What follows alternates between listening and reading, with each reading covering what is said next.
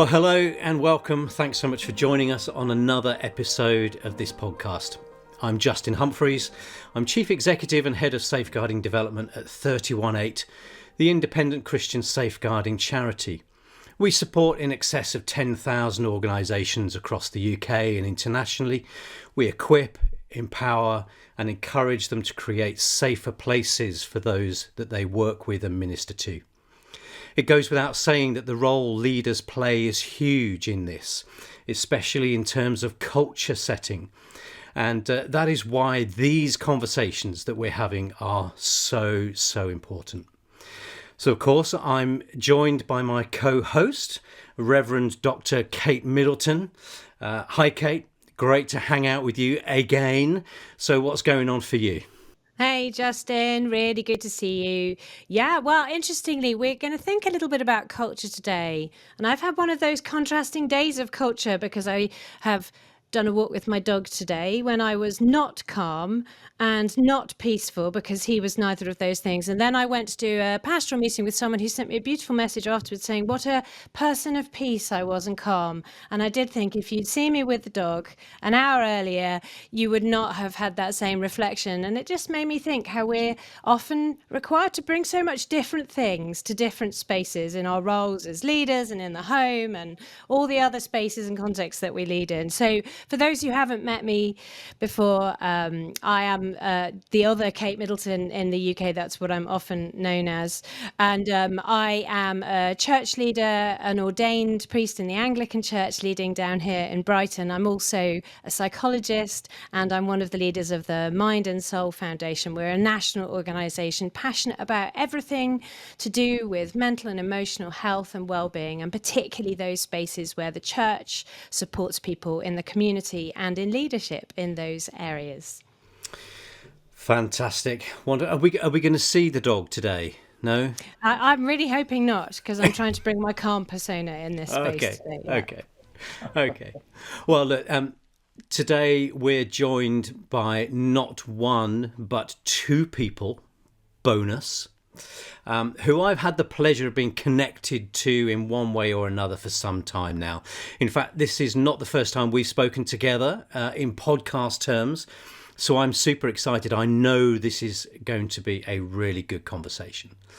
I spend much of my time speaking to different audiences about the importance of culture, the fact that without safer, healthier culture, we might as well just pack up and go home. So this conversation is going to be super important in that way. And in fact, whenever I'm asked about resources and reading material that I can share with people once I've been speaking, there are two books which are always on my list. They are A Church Called Tov and Pivot. And so today we are speaking with the authors of those two fantastic books, as I think they're possibly two of the most important books that we can read that speak to this issue of cultures, how we create them, how we maintain them. So without further ado, Laura Barringer, Scot McKnight, so good to see you again. Thank you so much for joining us. We are really looking forward to this conversation. So, look, why don't you start off by telling us a little bit about who you are, what you do, and how you come to be doing it. I am the person who pestered my dad to write these books. And we are so honored to get to talk to the other Kate Middleton. Well, thank you. Everyone's always very excited by that. You don't know how excited Laura is about anything connected to royalty. Kate, you can't disappoint them, can you? I know these guys are joining us from the top and bottom from Chicago and Florida. So that's quite a good range. You can tell everyone that you've been speaking to Kate Middleton. Go for it. Yeah. Okay, I am Scot McKnight. I've been a professor of New Testament, using the word professor with a lowercase p, not always a full professor, for 42 years. Wow. And I'm an author. And let's see, I'm teaching now at Houston Theological Seminary 2 weeks a year for an intensive, and 1 week a year in England for Westminster Theological Center, and the courses are taught in Nottingham, England at is it called the Millennium Campus or Centennial? I'm not sure the name, but I have not been there yet. So, and let's say we got involved with this. I'll let Laura tell more of this because Laura pestered me to write about this topic when I wanted to write about the book of Revelation in the New Testament. And eventually I got to the book of Revelation, but it was after writing 2 books with Laura about church culture and, let's just say, trauma in churches. And we wrote together a Church Called Tov, and then on the basis of podcast conversations with hundreds of people, we had to write we wanted to answer the fundamental questions that we were being asked all the time about what we can do to form or to nurture cultures of Tov in churches and Christian institutions. So I think I've answered the questions. Fantastic. Before we go any further, we're going to mention this word Tov probably countless times in the next hour. Just for the benefit of our listeners, just explain, what is that? It's the Hebrew word for good. And it arose because when I first wrote about the Willow Creek situation, the Willow Creek Community Church in the United States, with a famous pastor named Bill Hybels that became international news because of scandal connected to him and the church. In my first podcast, I said we need more goodness in churches. And it resonated with so many people, resonated with me as well. And I began to talk about this in my classes, and I began with the Old Testament use of this word, Tov. The Hebrew word Tov means good or goodness. And I was shocked by the number of students who loved the word and began to use it themselves. And the other side of that story is the publisher did not want to use that word in the title. And, I've been involved with this long enough that I said to Laura, I don't know if I said it out loud, we're going to be stubborn about using this word and we're going to see what happens. And eventually, they just began using the word themselves, the editors, and they liked it. And now, of course, it succeeded. So Yeah, they said we don't use Hebrew words in titles. Okay. Well, But it stuck. I think it's fair to say it's gone down pretty well. yeah, that's right. Publishers don't always know what titles are going to work the best. I'd say they're better than normal authors, but they're not as good as sometimes they think they are. And this one worked, and so did Pivot.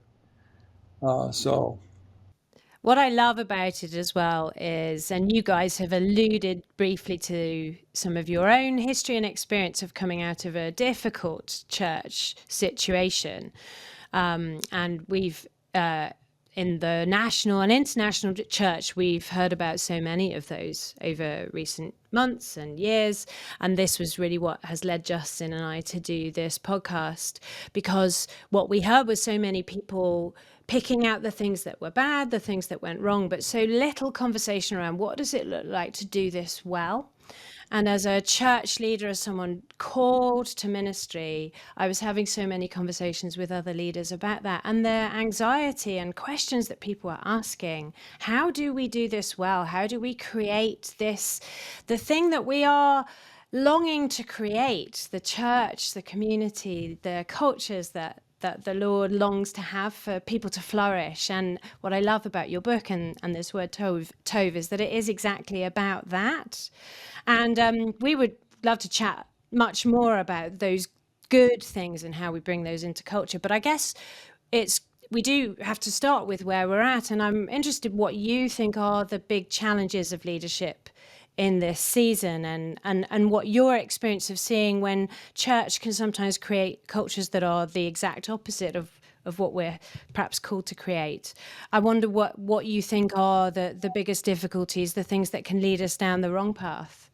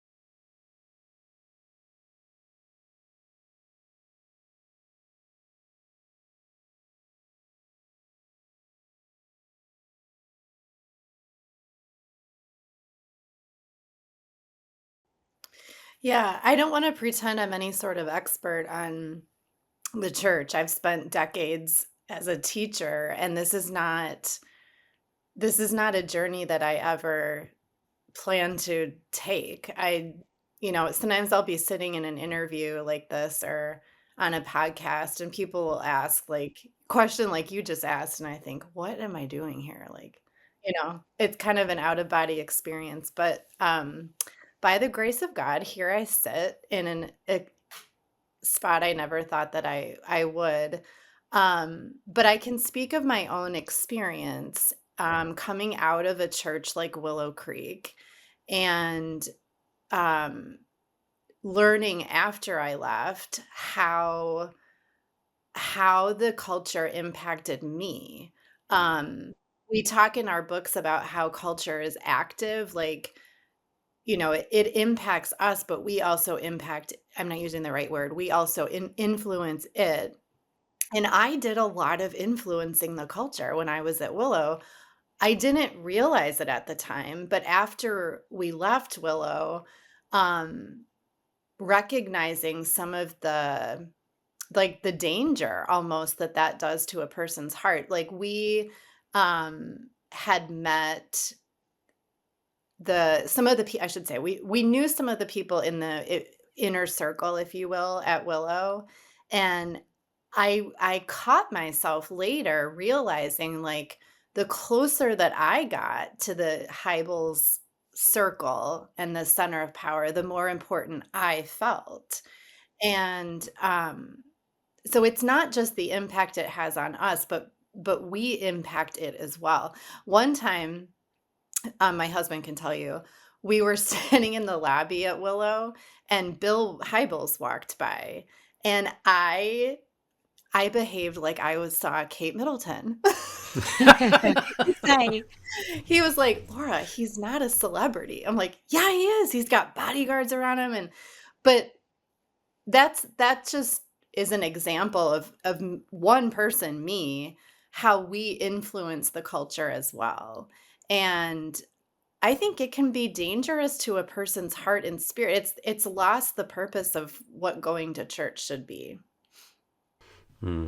yeah, that's such an interesting thing. I'm sure we'll come back to that later. I would just like to clarify, I have no bodyguards in case anyone is concerned about that. It's all I can do to get someone to bring me a cup of tea. So there we go.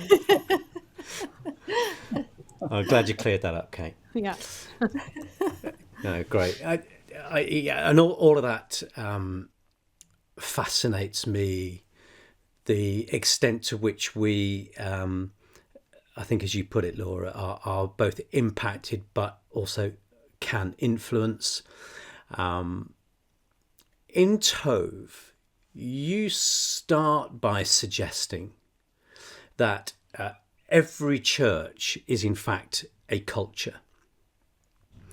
And then you really helpfully start to tease out by exploring some of the characteristics that contribute towards how a culture is seen and felt, such as compassion and toxicity. And I loved the fact that you had used those two so clearly in the early chapters of Tov. I love that you provide both a positive and negative in terms of characteristics and the impact that they have. It's so helpful to be able to see that there are both in existence often, and that they are the antithesis of each other so often. But I also love the fact that you conclude that early discussion by bringing us back to having a focus on the character of Jesus. And that you are using him as the yardstick, if you will, for what we should aspire to.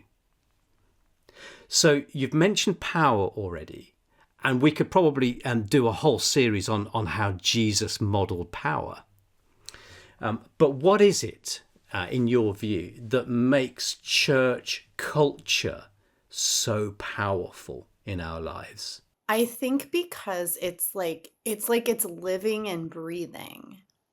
And like you almost don't see it. At least I didn't see it when you're in it. I always credit our friend Steve Carter. I asked him one day, I said, "How did you see it? You were one of the only ones that saw it. Like, how did you wade through all of it?" And I think the answer is it takes a person of enormous character and courage to do what he did. But I think that it's powerful because it also reinforces itself. Um, think of any culture that you're in, it tells you like how to behave and how to reply to questions and how to how to respond when somebody brings a problem to you. That's how the culture of a church operates as well. When we had left Willow Creek before the story broke, but I felt the impact of the culture. Um, people telling me to be quiet. Why are you saying this? And of course, I probably was too harsh and I'm sure that I did things wrong, but I felt the culture kind of closing in on me. Um, it has more power than we realize. It has more influence than we realize. I think a lot of it is because you can't see it. Yeah, and we quote David Brooks in Tov several times. I mean, because it's so important what he said is that a culture has a capacity to make you a person who fits in that culture or who doesn't. And if you don't fit, the culture sort of kicks you out. But I think that there's a strong, a stronger dimension to church culture than even a business culture. In a business culture, if you don't fit, you can get fired and go find another job, or if you can. In a church culture, you're talking about God.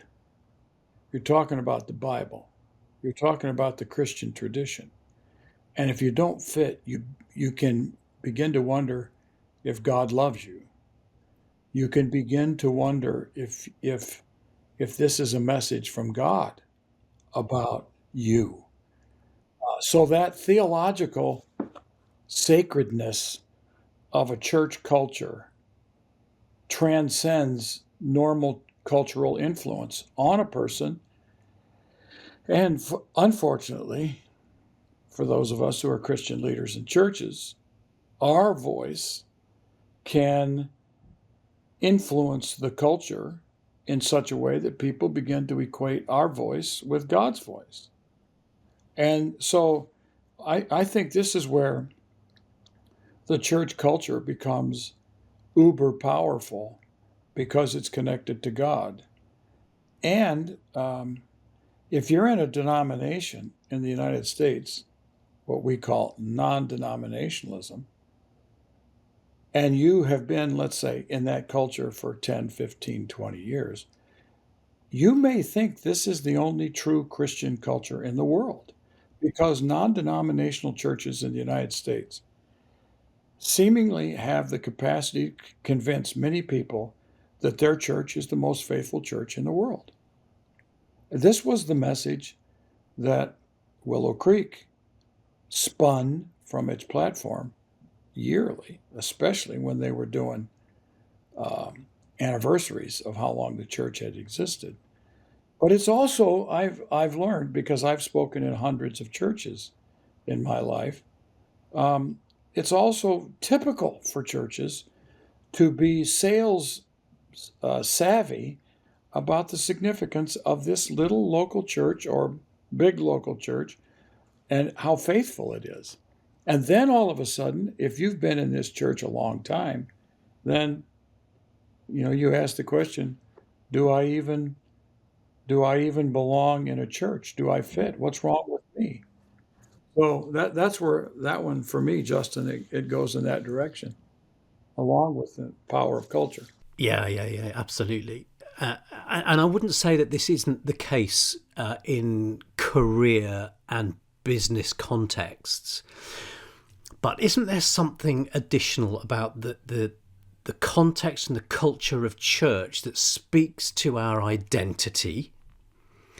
And therefore, when we get to a stage where we are being persuaded, convinced that we are at odds with what is being preached, pronounced, planted within that culture, that we begin to think something far more deeply about ourselves. The disconnect that can be created, that power dynamic, I believe, is something so much more powerful than even we see in other contexts. Would you agree? Yes, I would agree that identity is a big issue here. Identity and power are very much connected in a church context. I mean, this is why the people who write on, like Jerem Bars and those who, Dick Keyes, those who have written on identity, Brian Rosner in Australia is writing on it now, strive to get people to form their identity in Christ rather than, let's say, in their success, in their business, etc. And it's a struggle because of the way humans work. We operate, we are not monadic. We are, what's the word they use for, we're not bipolar. That's the wrong word. But we form our identity over against and in formation with other people. We're not just alone. And so therefore those people shape our identity. And if we don't fit with those people, our identity can be lost.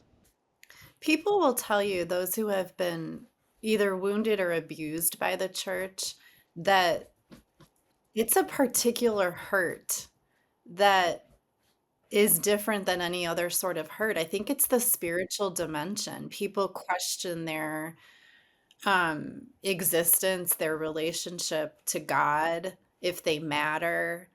It's like a deeper, more personal hurt than other wounds.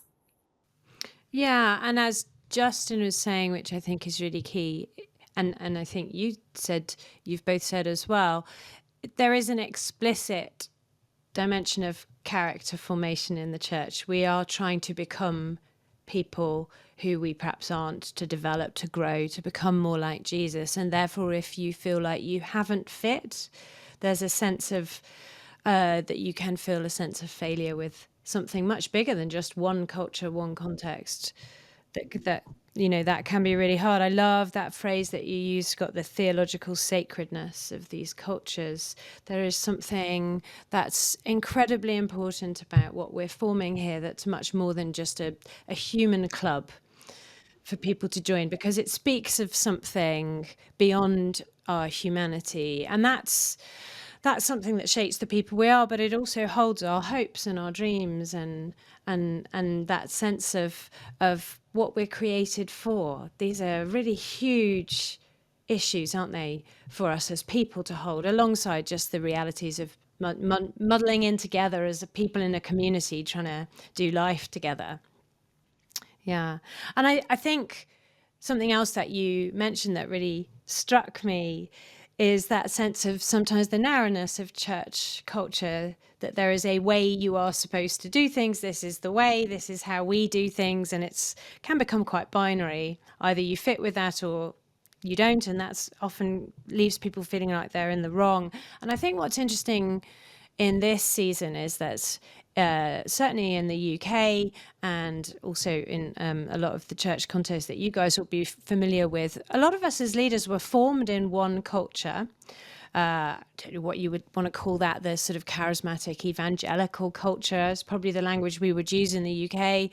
But now a lot of questions are being asked about some aspects of that culture, and people are drawing things out of it which have been demonstrated to be unhelpful. And that's why I think your writing is so helpful as we reflect on that, thinking, well, what does it look like to do this well? It's always easier to pick holes in things than it is to describe what it looks like to do it well. But I'm interested in some of the conversation that you bring out in both of your books about perhaps aspects of church culture that might be particularly risky, that we might need to be particularly cautious around. You talk about things that we should be looking out for, which is really helpful, things that we want to strengthen and magnify, and things that we need to be cautious about, try and avoid. But you also mentioned some particular cultures which you feel are particularly vulnerable, and I'm really interested in your thoughts on that. I mean, you certainly mention what you call attractional church. A lot of our cultures in the UK are we're trying to reach communities who are not in any way spiritual or religious, and in fact, in a lot of communities are quite hostile to the church. So we are trying to win people to something that they've never experienced before, and may even be a little bit defensive against. And so that attractional culture is something that's very real in a lot of contexts here. But also, you already mentioned it, coming into a church culture. So the nature of a lot of the networks here is that people are revitalizing or bringing new life to churches that perhaps have been dwindling or diminishing, have a small congregation who are perhaps more elderly, and they're trying to come into those churches and bring back new life. And I'm just really interested in the elements of caution that you suggest in your book. For example, the need to be a charismatic, dynamic leader, to preach amazing content and inspirational services, to run brilliant events. You particularly talk about the need of some of those contexts for what you call feeding, that you have to just keep doing that, keep being brilliant, keep bringing people in. And I definitely recognize that from my own leadership context. But also, you've already mentioned it in this pod, the challenges of how we measure success in some of those contexts. So in the Church of England right now, conversations I'm having all the time with leaders is the pressure around success measured in numbers. We have to send in our statistics for each service and events. And I just wonder if you have any advice for leaders in these sorts of contexts where these are inevitable tensions. How do we avoid getting caught in a spiral that can lead us somewhere that isn't where we want to go? Before the theologian answers, I don't think there's necessarily, God uses all churches of all shapes and all sizes. And we had somebody review Tov who gave us feedback and said, hey, listen, I feel like you're being a little too hard on mega churches. They're not all evil or, rot to the core. I think it's not necessarily the model of the church, but the character of the one leading it. Early in the writing process for Pivot, my dad had a book sent to my house that I'd never heard of before. He just said, read this and then write about it. It was the renovation of the church story.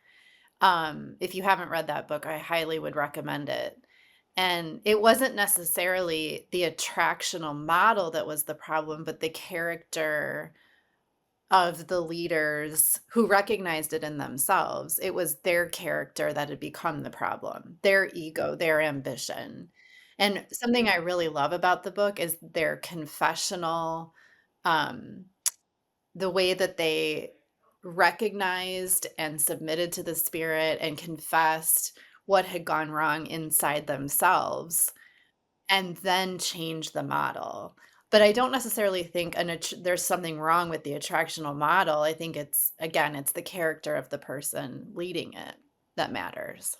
Yeah, that is really quite a book, Renovation of the Church. Mike Lucan was a student of mine, so I think he sent me the book. He wanted me to read it, and I really liked it. But Kent Carlson, who wrote it with him, may have been a student of mine. I'm not certain. I know them both, but I don't remember if Kent went to Trinity when I was teaching there. But they learned not only what that attractional model was doing to themselves, but what kind of culture the church was becoming because of it.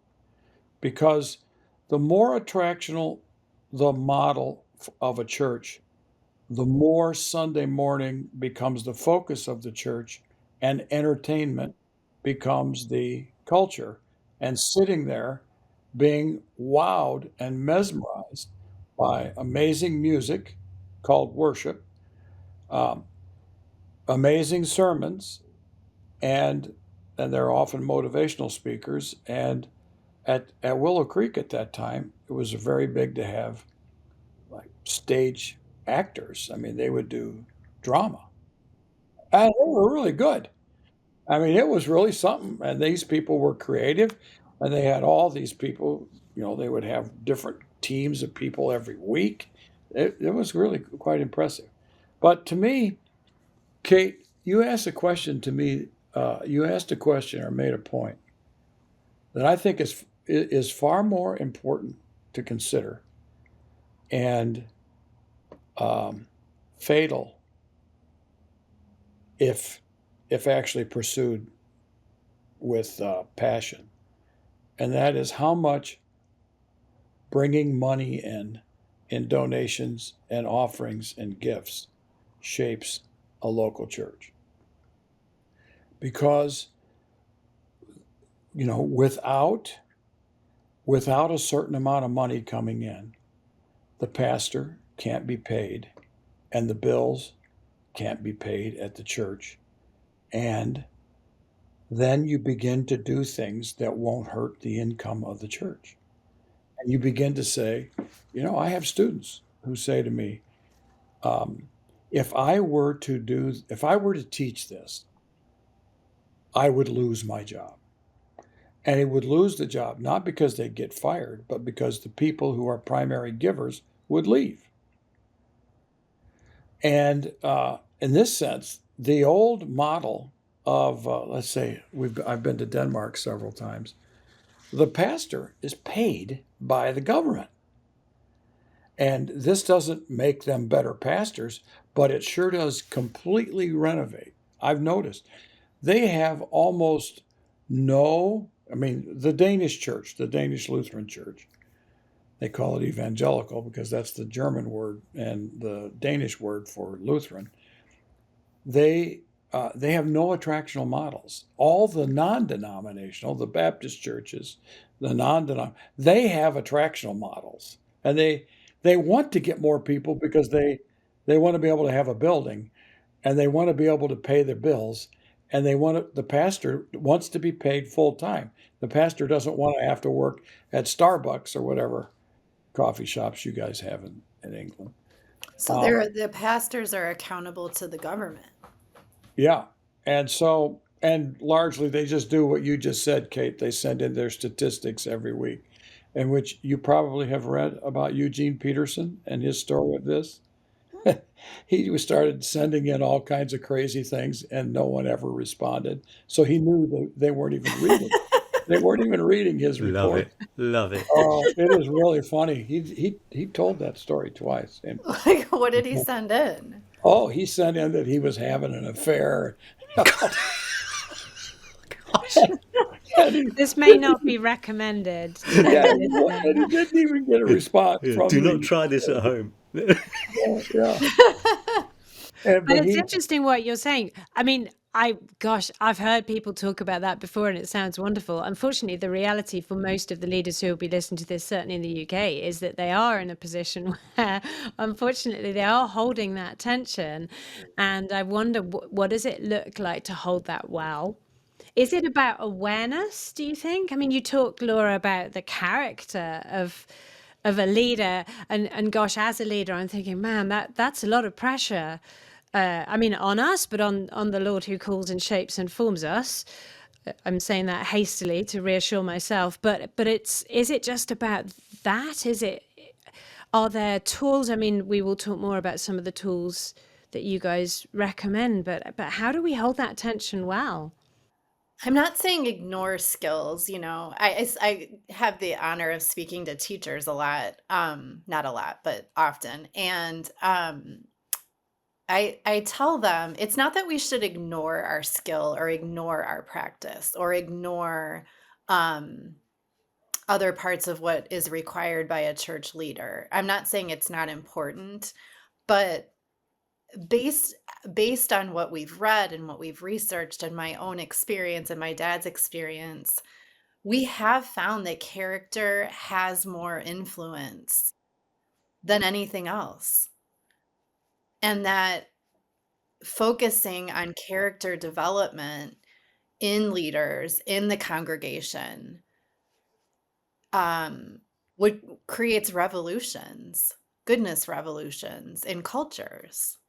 Chuck and I were having a conversation one day on a podcast, and he made a statement that I think is really important, and that is every pastor, every church leader needs to have a therapist.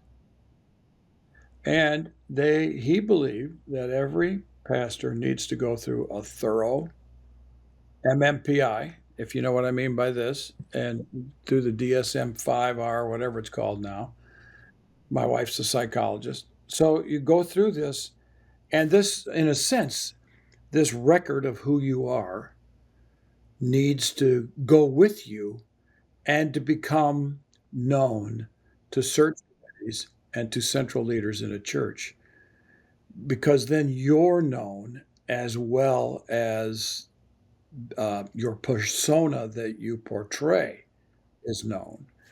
And so I think I totally agree with that. And then the second thing is, I think pastors need spiritual mentors, probably spiritual directors with whom they are totally honest, and they have a therapist or a director who can say, this is what we need to work on in your life.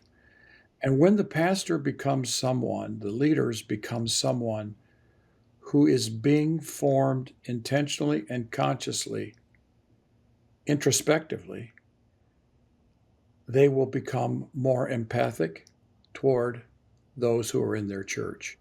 And that will nurture a culture of spiritual formation over time with kindness and grace and patience.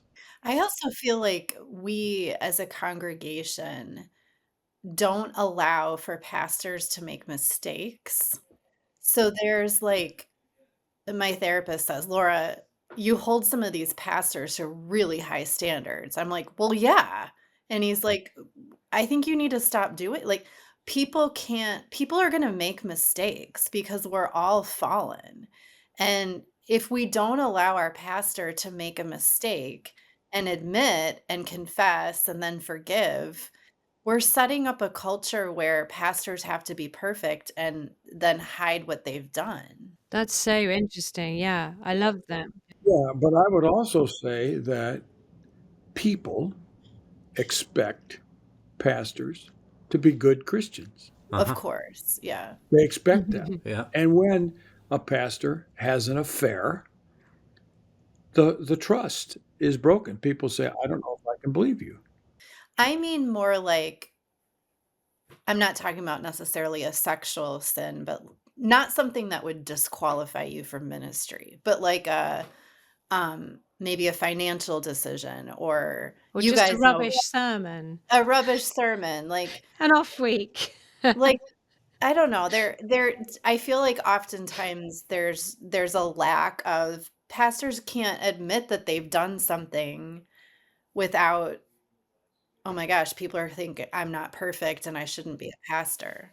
Yeah, I recognize that. And it's interesting as an element of character and self-awareness how much people who are drawn to this ministry also share that sense of wanting to be on their A game all the time. And how do we allow ourselves to make mistakes, but also recognize our fallibility and create space for that in ministry? And it's interesting what you're saying, Scott, about analysis. I mean, I come from sort of therapeutic background where a lot of those the paths to those professions would require you to undergo a degree of analysis, and it is always something that's discussed a lot, that how much that's required, how much it's recommended for people who are in leadership, but also regular mentoring, regular supervision.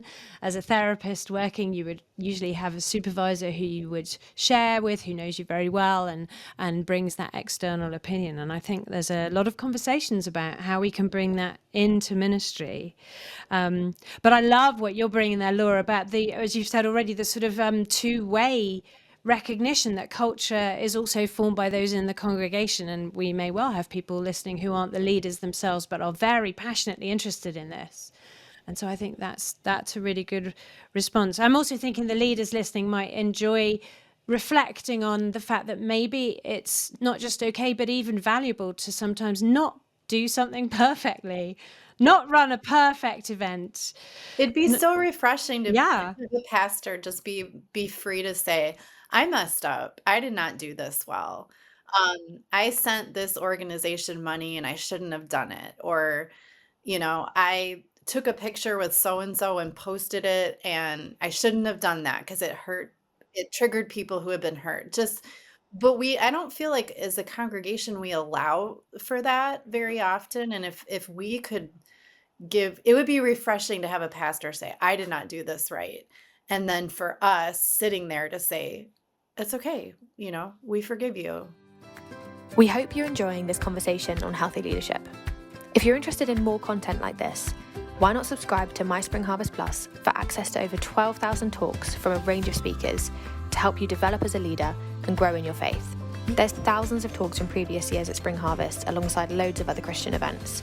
You can try before you subscribe and find out more at myspringharvestplus.org. I think all of those things are so important in understanding the role that we all have to play in setting and maintaining culture. One of the things that we see time and time again with the scandals, the issues that are faced and exposed within church leadership here, certainly, there's a number of things that are often missing. One is humility, one is accountability, and the other vulnerability. And that we don't see those being displayed. But in some senses, you kind of think, well, it's no wonder that we're not seeing those things being displayed, because we don't value the characteristics that enable that to be part and parcel of our culture. That the risk that is taken by an individual to place themselves truly accountable to another person, to know the difference between what healthy vulnerability looks like and what a car wreck coming down the track might look like. Just really interested. I'm going a little bit off piste here, Kate, but really, really interested to hear any thoughts about what do we need to do to empower and enable our leaders to have more humility, to feel safe in that, a bit more vulnerability, to be safe in that, chase after accountability because they know that that's necessary, because it's not something I suspect that many of us would instinctively lean towards. What do we need to do? Well, as someone who's taught at a seminary for most of my career, well, not at least over half my career, I would say that this is a very complicated issue because if you, let's say, are a vulnerable person, you may find yourself in a job, pastorate, that people don't want that pastor to be that vulnerable. So the cultures of churches and the cultures of churches need to be changed. We need a revolution of culture. That'd be a good title, or at least a subtitle in a book. A revolution of culture in churches that allows those characteristics of humility, vulnerability, and accountability to rise. Now, in the United States, I get nervous about the word accountability in evangelical church subcultures because it becomes micromanagement of other people's lives by people who are controlling, who ought not to be controlling and ought not to be in those positions. But that's the kind of position we get. And I can't tell you the number of people who have called us and written to us and told us their stories in the last 4 years because of this, because of inappropriate forms of accountability. But vulnerability, I think we can begin a revolution of church cultures in seminaries with professors who are willing to be wrong in class or not knowing. I don't know where I learned this, but when I began teaching, I think maybe because I was so young and I didn't have a PhD, I recognized early that I might be wrong sometimes when I have things. And it never bothered me in a class to say, I don't know, etc. And I think so I've learned over time, I think my personality in teaching is informal enough for for there to be corrections in all directions and it not be disturbing to the students or to me as a professor. And that's a part of the learning community that we form. I think we can help that because seminary students tend to look at their professors. This is wrong, but it's the case. They tend to look at their professors as the kind of pastor they're going to be. And that's a mistake because we're not pastors. We're professors, and we're not even trained. Many of us are not even trained as pastors. So that's one thing. A second thing is that we need far more mentoring. And in my translation of the New Testament, I use the word mentor intentionally because I believe that mentoring has to be done in churches with people who ought to be mentoring, not any other way than that. And that is sages who can help young ministers, who can mentor young ministers into healthy patterns of ministry. And then we need to form leadership committees in churches, whatever you call them, vestry, etc. And I know vestry has a history of discussions. Deacon boards, elder boards, whatever. The leaders in churches need to be brought into this circle of, let's say you called it humility, accountability, and vulnerability. And those who don't have those characteristics need to be banned from the circle. And we do not have church cultures that don't attract narcissists to the platform because the platform wants a narcissist. This is one of the secrets of Chuck DeGroat's book. I remember Chuck talking on my podcast said, Scott, you and I are on the narcissistic scale. Who else gets on platforms and tells them what God wants them to do? He said, just face it. He says, we need to become aware that we are the sorts of people that are attracted to platforms or we wouldn't be on those platforms. You know, my wife would never want to be on that platform. And she's not a narcissist either. So the platforms attract narcissists, and those narcissists create culture in churches, and that's where the revolution has to be right there. I love that. And I think it's such an important insight that revolution is not just leaders, that cultures sometimes demand or seek a particular type of leader and shape that, as you say. And I think some of the models that we have in church spaces of what people's expectations are for a good service. I'm doing air quotes here because, you know, what's a good service and what isn't, but will often be that we've met their needs for what they think a leader should be. And there's a challenge. Particularly, I think we've discussed it in a few of these conversations, the challenge for those of us who are called to leadership who don't feel we fit that model. We're not the extrovert, charismatic, performer style leader, or maybe we're just not what we've always seen modeled on stage, whether that's a gender issue or whether it's a character, personality issue. And I think I'm certainly seeing as a sign of real encouragement. And if people are listening who would feel themselves in this space, you know, be encouraged. I feel like the Lord is calling people to leadership who are very different in this season. Many, many people saying, I absolutely feel called to this, but I don't know why, because I'm the wrong sort of person. And I think maybe that's part of the cultural revolution that you're talking about, that the wrong sort of people, air quoting again, are being called because we need something that looks different.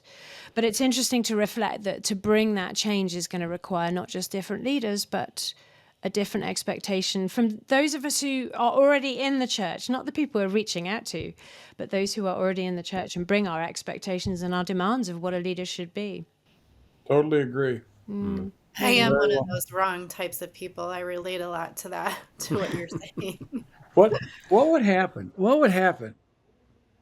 Justin, do you preach a lot? Not as much as I used to. Okay. What would happen if the pulpit was put at the back of the church and everybody faced the cross in the front? Mm-hmm. What would happen?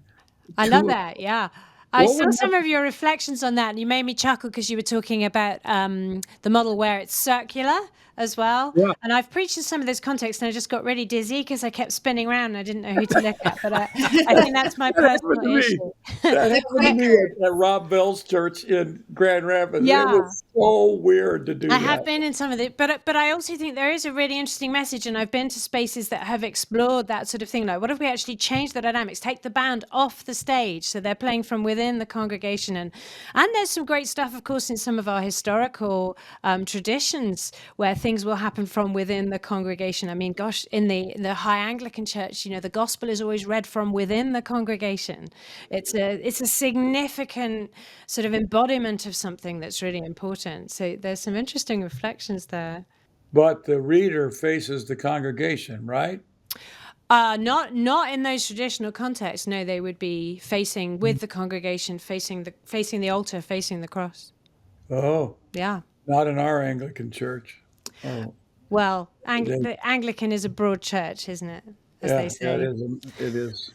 It is all of that and more. Yeah, but it's an interesting reflection, and I like even thinking about how we use space. What are the physical characteristics of our church space that imply something about our culture, and what might it look like to tweak those, to change things, to step down off a stage, to move the furniture around? These are all really interesting reflections. I love one of the quotes that you've given us, Laura and Scott. You said that culture is caught more than taught, embodied more than instructed. Kate, you pulled this out, didn't you? From Oh, is it?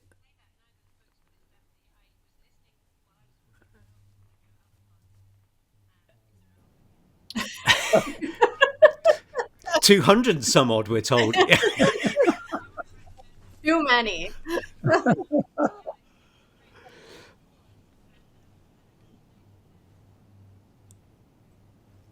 But I think it speaks to some of what we've been talking about, doesn't it?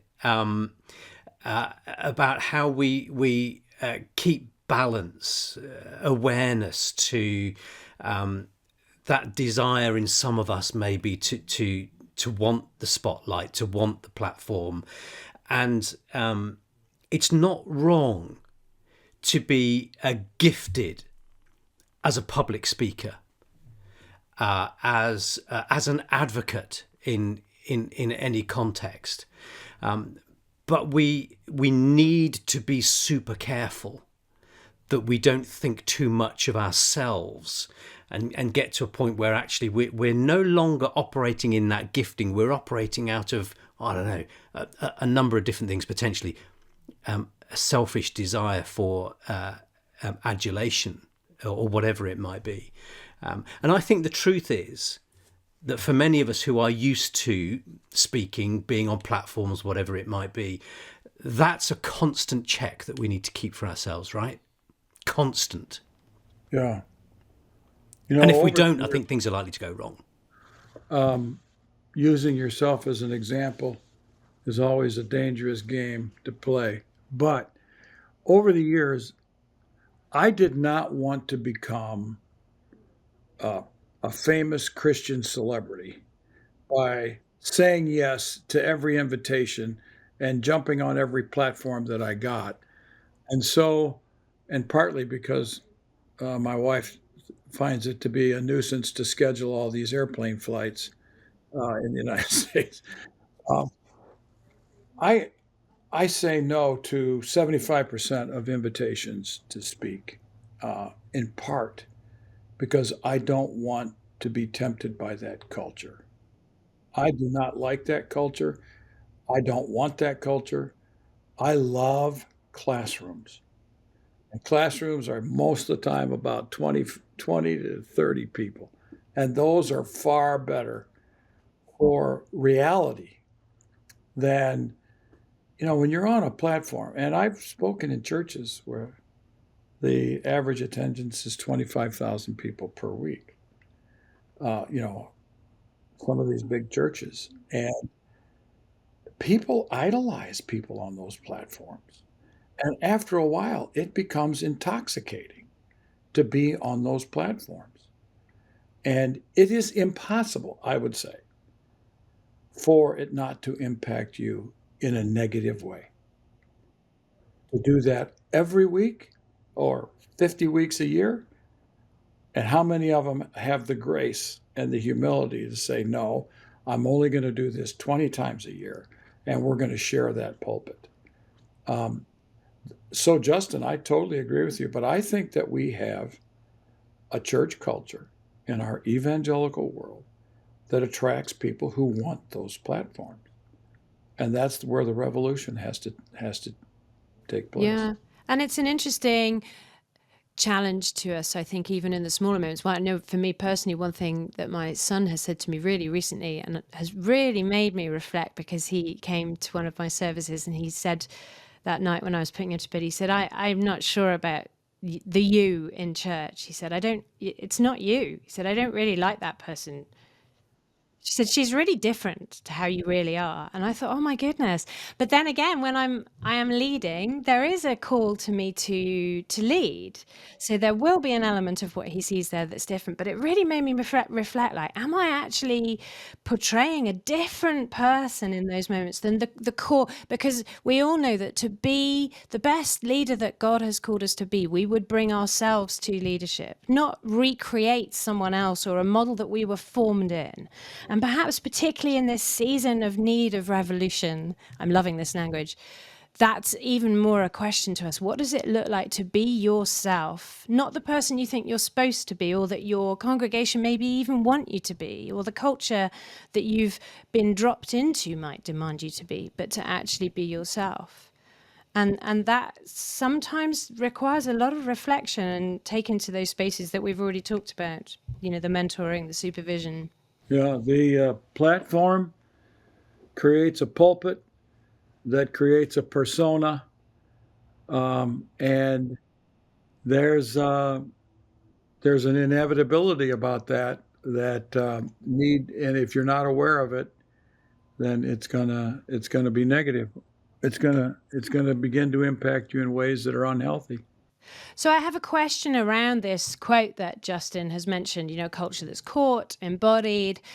I think I've seen something which is perhaps trying to break down some of that idolization of certain people in leadership in a church culture, which has been to celebrate things like service and humility, to spotlight people serving, to honor them, to get them up on the stage. And I'm wondering, how do we hold the tension of wanting to model things like service and humility when by definition what we don't want to do is make them visible and spotlight them in that way, because that's immediately ironically conflicting with what we're aiming to do. Say the people that are serving don't really want to be put up, like if their heart's in the right place, they probably don't want to be put up there. So I don't know. And I know as leaders, we should be people of service, but my sense is that to deliberately make that visible is perhaps a risky sign. That's a worrying sign if people are doing that. You talk about faux vulnerability. I'm going to say that. What do you call it? Vulnerability in your book, which is a great one. And I've certainly seen that modeled a lot. People who want to talk about their serving, all the humble things they've done that week, or their own pain or challenge, but it's in a very contrived way. It's part of the persona that they're projecting, and we want to avoid that. But at the same time, we do want to model something. So how do we hold those two? I tell my students, seminary pastors, that if they serve in some kind of, let's say, social justice, compassion ministry, that they are prohibited from ever telling anyone from the platform that they do those things. And I would prefer that they not tell anybody that they do those things. That instead, you tell stories of other people who do those things. Because what is more contradictory than being glorified for an act of humility? I mean, that's as ironical as you can get. This would be a good British story somehow. Only the British could skewer someone with that sort of story. But it is really dangerous for leaders to serve in a soup kitchen so they can tell others that they're serving in a soup kitchen. Yeah. And I guess that fits with some of the great conversation that you bring into Pivot in particular about power, not over people, but power to empower others, to, as you say, tell stories about other people, to enable other people. And I think that there's some great stuff in your book about that as well. We've talked a lot about the challenges, the dangers. One thing that I'm asked about quite often is when people find themselves in a situation that is, let's say, suboptimal, and they're struggling with being a part of that context, that culture, that environment. They say things to me like, well, this is all very well, identifying all of this, the good things that we should aspire to, the bad things that we should try and avoid. But what about when the balance has tipped so far and I'm seeing more bad than good, and I just don't know what part I have to play in rectifying that? How do I even start the conversation when I don't feel safe in the environment that I'm in? So some might say, well, you can just leave then, can't you? But I think we all know that it's not as easy as that in the cultures and the context that we talk about. So you talk about forming pockets of Tov. And before we come to our concluding questions for you for this particular episode, I just thought it'd be great to leave our listeners with a sense of hope. What is there to do? How do we move forward? How do those people that find themselves stuck in those positions move forward amid such difficult circumstances? So I thought I'd just drop that light question on you. I've my husband and I have been walking with some friends through this right now, and everything that you just said, it felt like you were talking about them, where things had become increasingly uncomfortable. They had talked to pastor and leadership. They didn't feel safe. It did not go well. And where she landed, one of my particular friends was, you know what? I'm not going to leave. My community's here. I love my community. I'm known by them. They're known by me. I'm in a small group, and I am not close to the power. I can't change it. I don't have influence over leadership, decision making, but I have my community, if you will. I have my pocket of Tov, and I'm going to invest in that and stay. Yeah, so good. Which, in fact, is in itself an incredibly difficult decision to make. There are no easy decisions, I don't believe, for people in that position, are there? But no, and for other people, the right thing is to leave, and certainly have grace for that as well. And I think I would really recommend your book, Pivot, certainly for leaders as well, who perhaps have come into a new context where they find themselves needing to reflect on change that's required in a community or a culture, or wanting to bring a different culture. I think you guys bring such a practical, pragmatic guidance to that space. What does that look like? How do you assess the things that need to change? And the reality too of how you do that, because it's not easy, is it? And I think we are starting to have some conversations now which are really important about how hard it is to change culture, particularly if you're the leader who's come in after something that's happened that has been particularly what Justin just called suboptimal, which is great British understatement. But and it's not easy and it's not quick to change culture, and it's important that we recognize the magnitude of what that calling is, if that's something that you've been called to do. So we need to bring our conversation to a close today, and we are asking each one of our guests to this pod 3 key questions. And you may feel that you may want to refer back to stuff that we've already talked about, or there may be something new that you want to bring in. So this is an opportunity. If there's something you haven't had a chance to say, you can squeeze it in to fit one of our final final 3 questions. But the first one that we're asking everyone is, what do you think needs to change in our church culture right now? We've talked a lot about the revolution that we feel is needed, but if there was one thing that you felt was our step one, what do you feel that might be? Well, since there's going to be 3 questions and 6 answers, we'll have to be brief. I'll say expectations for leaders. Like it. Accountability, spiritual accountability. Yeah. I was in a meeting recently where we were trying to wrap up and conclude what had been a really tough meeting. And I reflected on something that I'd spoken about in my leadership team in church context many, many years ago. I said, well, you know, of course, that unspoken expectations lead to unmet expectations. And people looked at me as if that was some kind of divine revelation. And no, it's just common sense, isn't it? If we're not clear about our expectations and we ensure that they're realistic, then there's no winners. But anyway, there you go. Second question, because we've got to get through these, Kate, haven't we? Is there a practice or a rhythm that you stick to or that you would recommend to others to keep healthy in their leadership? The examine. I'm going off on a tangent. My therapist has a really interesting background. He's from ancient Antioch, and he's brought to me just he has a lot of respect and for the ancient practices and rhythms of the Benedictines and Ignatian practices. And that's one that keeps me I act like I do it every day. During my summer break, I do it every day, and I try to do it as often as I can. Mother Teresa did it twice a day.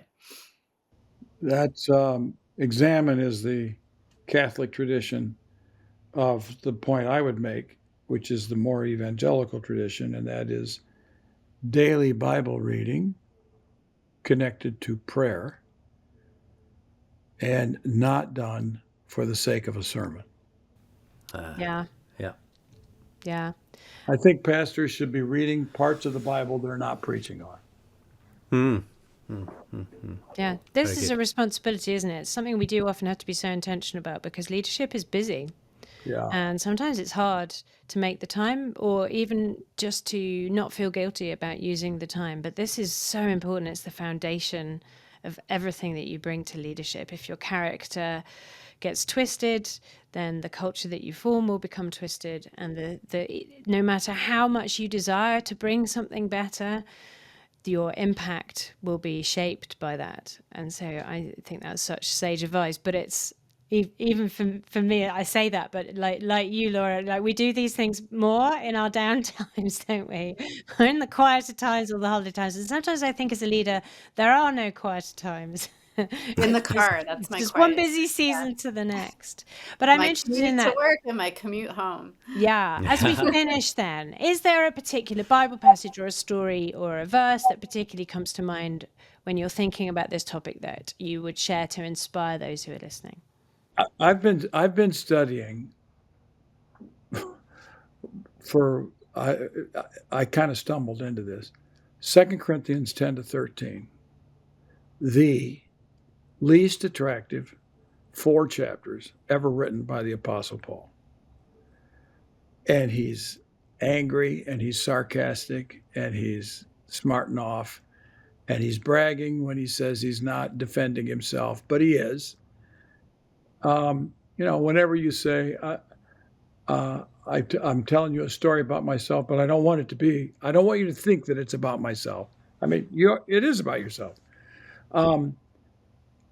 And to recognize that the Apostle Paul was a traumatized apostle. And this is how traumatized people respond. And it's really been illuminating. Now there's a book, I can't think of it now, There's a book by a British writer. It's a little book on the Apostle Paul and weakness and pain that just came out in the last year. It's a very good book. Oh man, I have that book, and now I can't think of the title of it either. Yeah, This is I bad. can't even think of the author, but I'm Put it in the show 71, notes, so people. I'm 71, so I don't have to. But I think that this is a path forward for understanding trauma in the church, when you can say this great apostle was a traumatized guy. And we will now read those passages with a slightly different Don't perspective. ever read them on Monday after being in church. It'll be painful. Laura, how about you? I have more of a collection. I really felt this summer, when I was slower on break, I really felt like the Spirit press on me, like, to read the Gospels with a different lens, to read them to see the goodness in Jesus.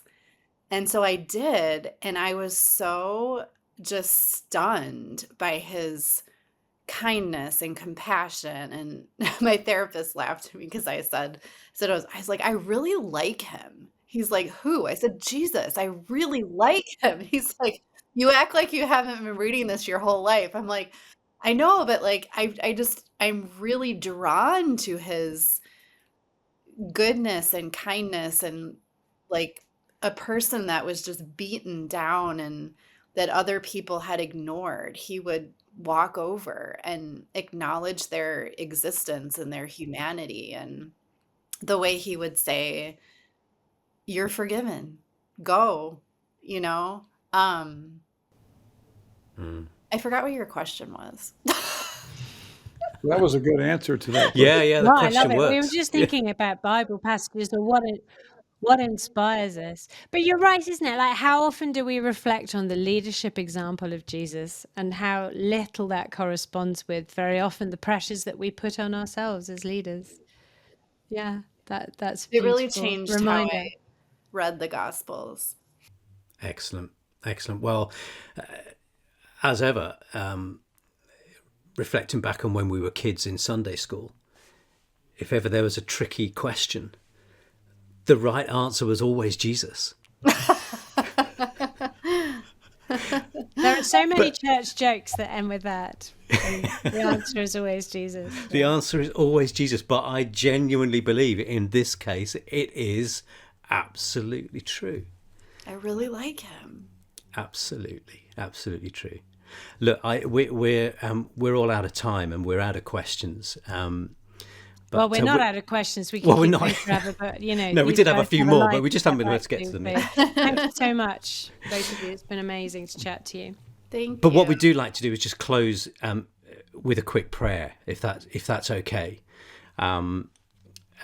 So, Kate, would you lead us in a brief prayer? Yeah, sure.